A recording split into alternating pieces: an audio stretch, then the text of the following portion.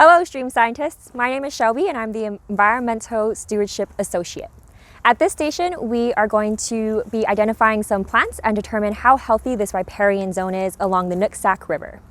If you think back to the Students for Salmon introduction, you may remember learning that term, riparian zone. Do you remember what that means? A riparian zone is an area of land that is next to or borders a body of water, just like the Nooksack River. The plants here can help us determine how healthy this riparian zone is for salmon. Today we'll be taking a look at two types of plants. The first plant that we'll be taking a look at is native and the other plant is invasive. A native plant has been in this area for thousands of years and have evolved to form healthy relationships with other plants and animals that live here, including salmon. They help keep the waters cold, clean, and clear by providing shade, filtering out pollution, and reducing erosion. Non-native or invasive plants were typically brought here by other people from other regions, and they didn't have the chance to evolve with the plants and animals that live here, so they can be harmful to salmon. They don't serve the same important functions that native plants do.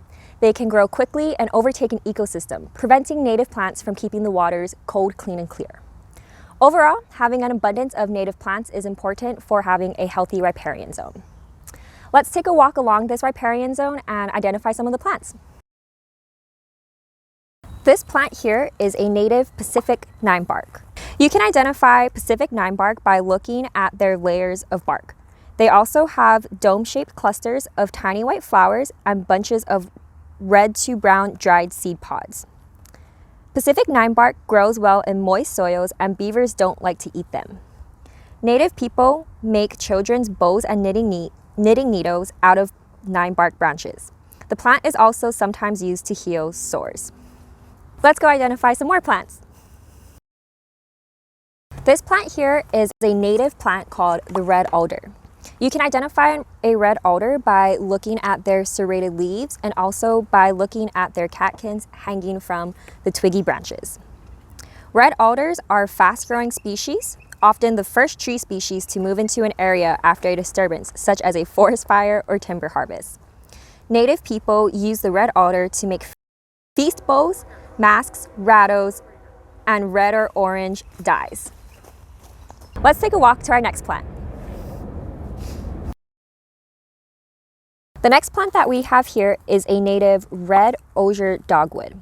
You can identify a red osier dogwood by looking at their red stems, and they often have small white flowers or berries. Clusters of white flowers produced in the spring turn into white berries in the summer that provide important winter food for birds, ducks, elk, moose, and deer. The branches of the red osier dogwood are sometimes used for making basket rims and when smoking salmon. Let's take a walk and see our next plant.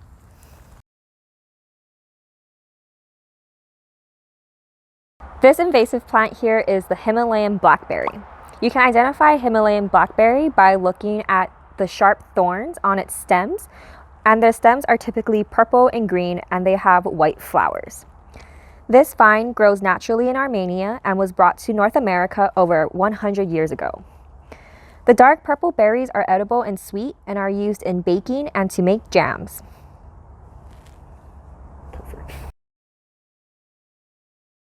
Let's take a walk to our last plant. This plant is a native big leaf maple.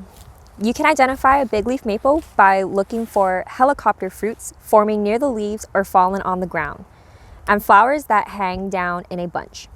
You can also feel the bark of the big leaf maple and look for plant and insect life among its branches. Leaves are 6 to 12 inches long and 8 to 12 inches wide. They can also be bigger than your head. This maple is called the paddle tree in many Native American and First Nation languages because the wood is used to make paddles.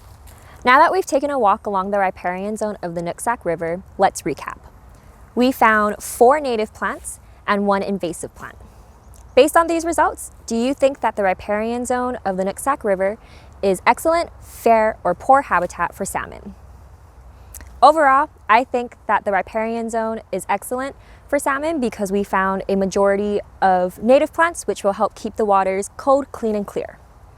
So thanks for joining me on my walk today. Have a good day.